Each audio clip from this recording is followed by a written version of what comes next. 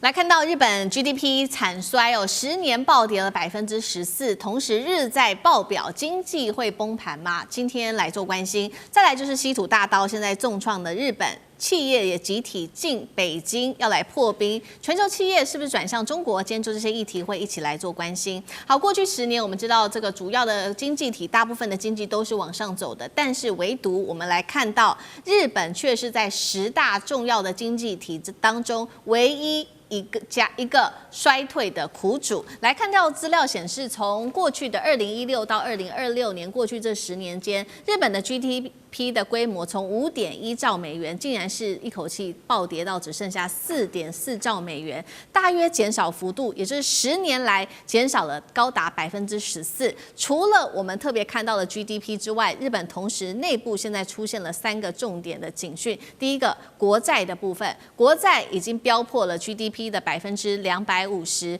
日元更是大幅貶值，來到了39年來的新低，長期的利率也快速的上行当中，这是日本的3大警讯。再来就是日本企業会不会在中国大陸的稀土的卡關之下，面臨下一波的倒閉潮呢？不管是關東化電、中央硝子，7月1號開始，他們說要永久停止生產他們的6氟化氫了。其他像是三菱材料啊、住友，他們也在漲他們的產品價格。再來看到 TDK。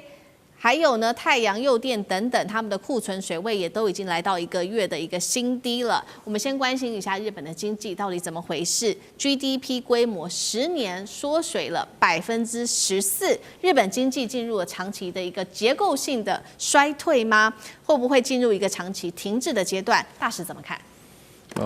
衰退已經是鐵的事實了，長期衰退看起來也跑不掉。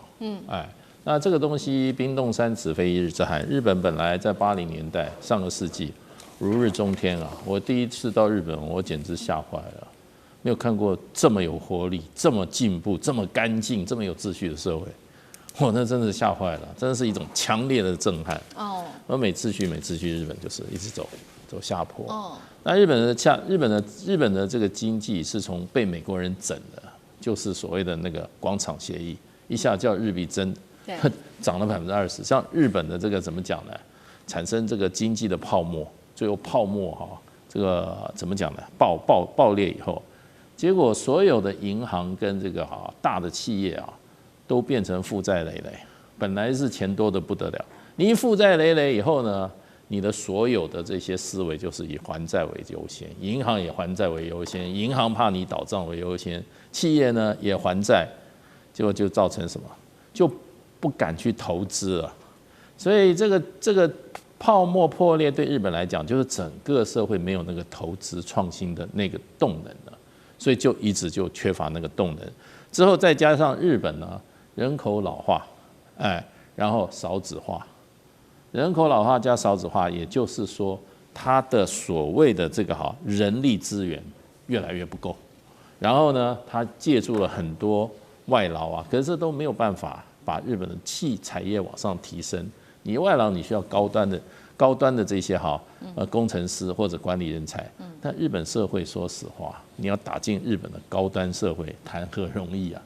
他就是很排外嘛，他不會把那個領導階層隨便給外國人的，對，他自己還有分貴族、平民，還有些比較爛的人的，他都還擠不上去了，外國人怎麼擠得上去？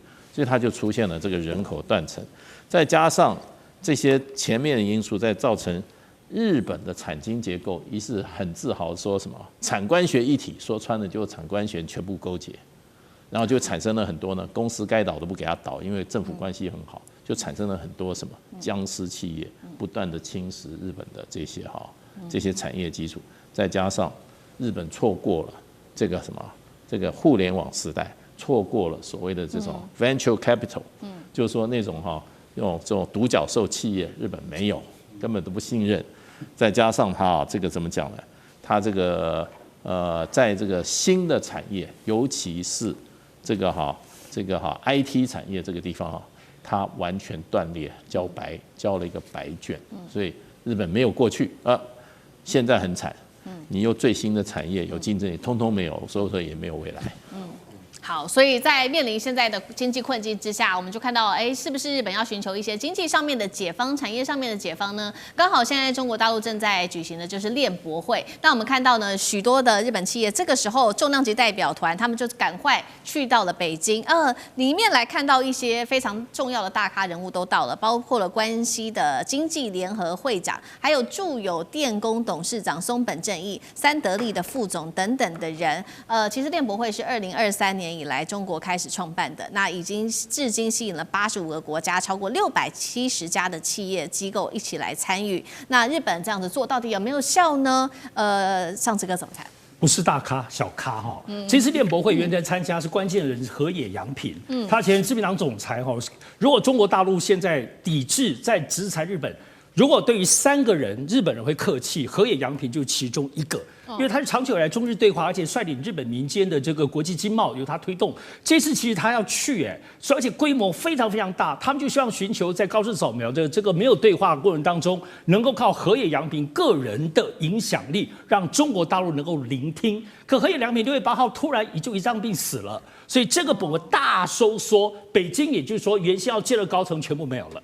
所以現在是這樣子啦，我覺得可以看得到，無論如何，日本民間已經知道制裁的影響力，所以大家想盡辦法，希望能夠擺開，包括跟日本官方之間的關係。比如說，現在日本就成立中國日本商會，中國在前面哦。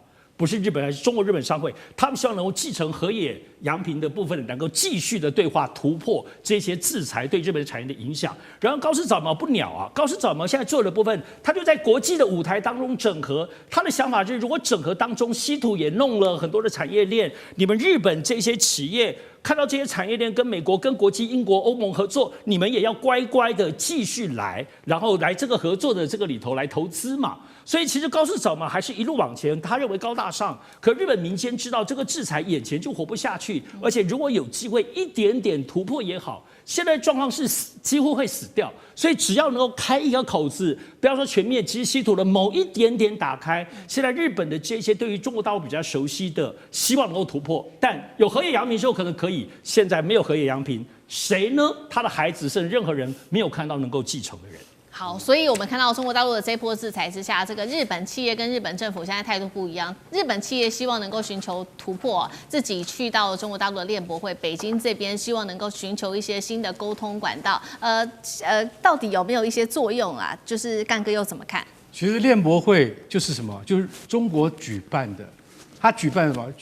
全球供應鏈博覽大會就對了，大家都來了。你看你要不要來？隨便你啊。結果大家都去了。你知道，剛才我們提到嘛，現在總共有85個國家，670家企業來。那670家企業，美國佔多少呢？美國最多，100多家，然後才印度啦、日本啦，尤其日本。剛剛提到那個上次講到那個，我跟你講，你要曉得日本對這個事情有多重視。為什麼？就是因為發生了這麼多事情之後，尤其是住友重工這個會長松本正義，松本正義他其實私底下是跟中國關係是很好的，而且他跟三得利的董事長也是，我們2個是關西的企業代表啊，結果我們現在被關東那些人搞得頭昏腦脹啊，為什麼？就是首相那派人嘛。其實我們關西其實跟中國大陸本身那種傳統產業的那種關係，其實私底下合作是不錯的。